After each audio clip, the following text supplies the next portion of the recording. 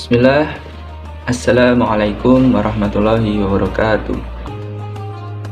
Innal hamdalillah nahmaduhu wa nasta'inuhu wa nastaghfiruh wa na'udzu billahi min shururi anfusina wa min sayyiati a'malina may yahdihillahu fala mudhillalah wa may yudhlilhu fala hadiyalah.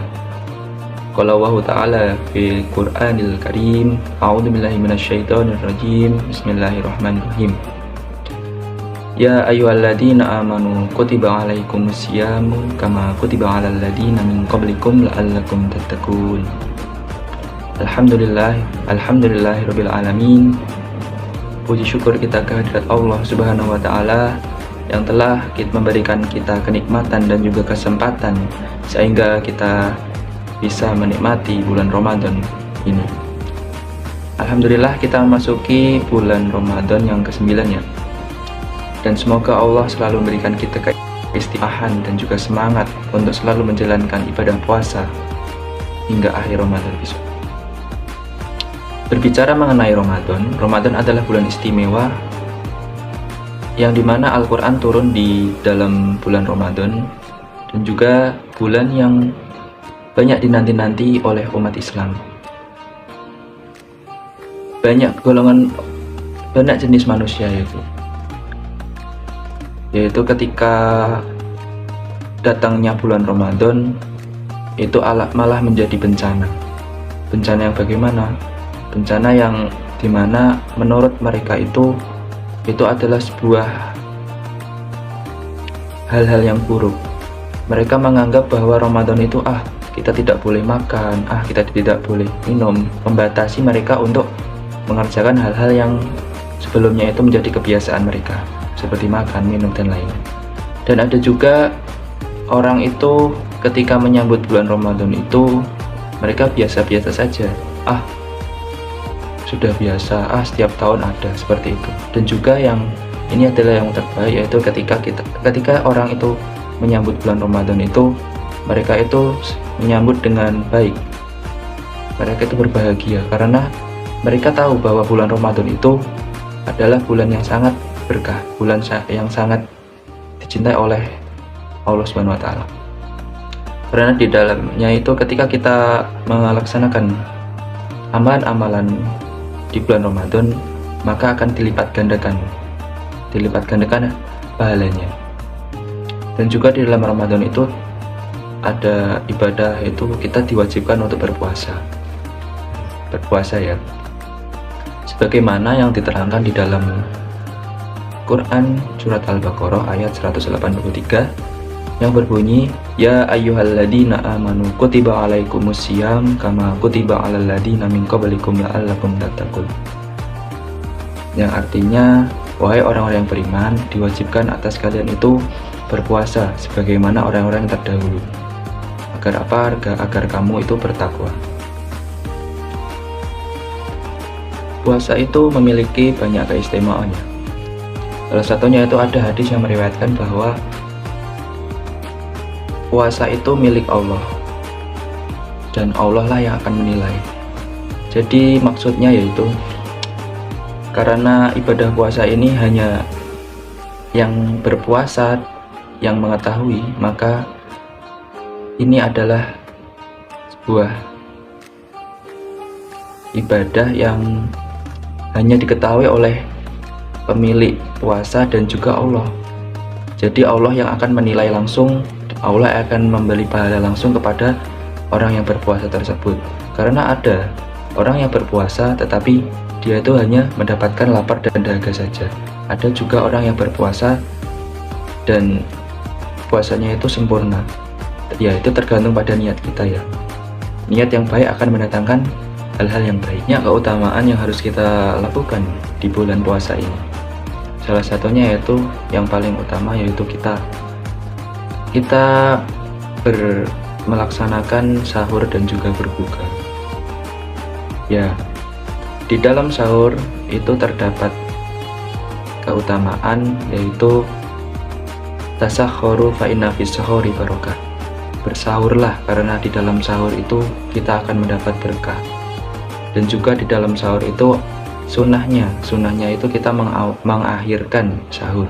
Mengakhirkan sahur yaitu maksudnya kita sahur itu berada di akhir-akhir waktu subuh itu, karena pada saat itu Allah itu turun ke bumi, kemudian apa-apa yang manusia minta itu akan Allah kabulkan, apa yang akan menjadi keluh kesah manusia itu akan dimudahkan oleh Allah Subhanahu wa Ta'ala, sehingga kita dianjurkan untuk sahur di waktu tersebut agar mendapat berkah. Kemudian pada sahur itu kita juga dianjurkan untuk selalu berdoa, memperbanyak istighfar kepada Allah, sehingga waktu sahur itu akan digunakan dalam sebaik-baiknya ya. Dan bagaimana cara agar kita itu tetap sehat di dalam berpuasa, yaitu salah satunya dengan sahur mengkonsumsi makanan-makanan yang banyak mengandung serat seperti sayuran dan juga buah, agar tetap terjaga kesehatan kita saat menjalankan ibadah puasa. Kemudian yang selanjutnya yaitu ketika kita berbuka, sunnahnya itu kita mengawali untuk berbuka. Maksudnya gimana?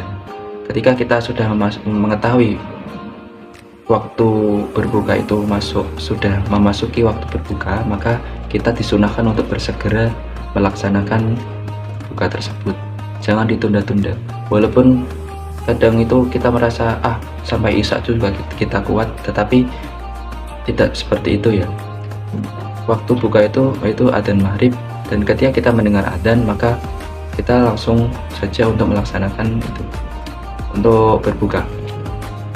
Tips untuk kita yang ketika berbuka itu yaitu kita batalkan dulu puasanya dengan minuman yang biasa seperti teh dan lainnya. Kemudian disunahkan untuk makan kurma 1, 3 atau lebih, tidak apa-apa. Kemudian kita tunaikan kewajiban kita terlebih dahulu, yaitu sholat maghrib. Kemudian setelah sholat maghrib boleh kita langsung makan berat ataupun jadi seperti itu. Agar apa? Agar terhindar dari kekenyangan, sehingga kita menunda sholat maghrib.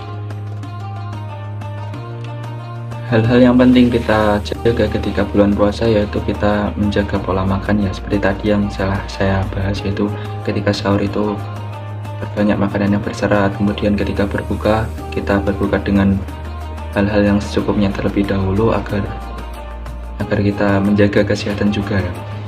Kemudian jaga pola makan ketika di malam hari. Hindari untuk makan malam hari karena itu akan menyebabkan. Pentingnya untuk menjaga pola makan di puasa ini yaitu seperti yang telah saya sampaikan tadi, ketika kita bersahur yaitu kita memakan makanan yang banyak mengandung serat seperti buah dan sayuran, dan ketika kita berbuka kita utamakan yang ringan-ringan terlebih dahulu. Yang penting kita batal, kemudian kita melaksanakan kewajiban, dan kemudian kita melaksanakan sholat maghrib. Dan di saat berpuasa banyak dari orang itu menerapkan riwayat yang menyatakan bahwa tidurnya orang yang berpuasa itu ibadah. Kita tarik kesimpulan dari riwayat tersebut, tidurnya saja ibadah. Terus kenapa kita tidak melakukan hal-hal yang lebih baik daripada kita tertidur? Bisa jadi kegiatan itu pahala dan juga ganjarnya itu lebih baik daripada kita tidur tadi. Misalnya kita tadarus, kita baca Quran, ataupun kita melakukan hal-hal yang baik di bulan Ramadan. Karena pahala yang kita dapat dari melakukan hal-hal yang baik di bulan Ramadan itu akan dilipat gandakan oleh Allah SWT. Kemudian dari tidur tadi ada waktu-waktu yang dimana kita tuh dilarang atau tidak boleh untuk tidur ya, seperti waktu setelah subuh sampai menjelang matahari terbit. Itu kita gunakan baik-baiknya ya, sebentar saja kita tadarus terlebih dahulu untuk mengawali pagi. Kemudian jangan tidur, kita melakukan aktivitas-aktivitas yang dimana itu dapat bermanfaat bagi kita. Kemudian setelah asar sampai menjelang maghrib, karena pernah kita rasakan sendiri bahwa ketika kita tidur di waktu tersebut, bangun kita merasa kita itu seperti tidak tahu apa-apa, kita hilang, Allah akan menghilangkan akal seseorang ketika seseorang itu tidur setelah waktu asar itu, kita akan linglung. Maka jangan waktu tersedia. Berikut yang bisa saya sampaikan, masih banyak ya keutamaan-keutamaan yang harus kita ketahui dan juga kita kerjakan dari Ramadan ini, mulai dari akan terhindar dari siksa neraka, dijauhkan dari api neraka, terus keutamaan-keutamaan lainnya. Kemudian tetaplah istiqomah, tetaplah semangat dalam menjalankan ibadah puasa, karena kita tidak tahu apakah kita bisa menyelesaikan puasa selama 1 bulan atau tidak. Kemudian saya akhiri, saya mohon maaf apabila ada kesalahan dalam menyampaikan, karena saya juga masih belajar. Kemudian nun wal qalami wa ma yasturun. Syukran jazakumullahu khairan. Wassalamualaikum warahmatullahi wabarakatuh.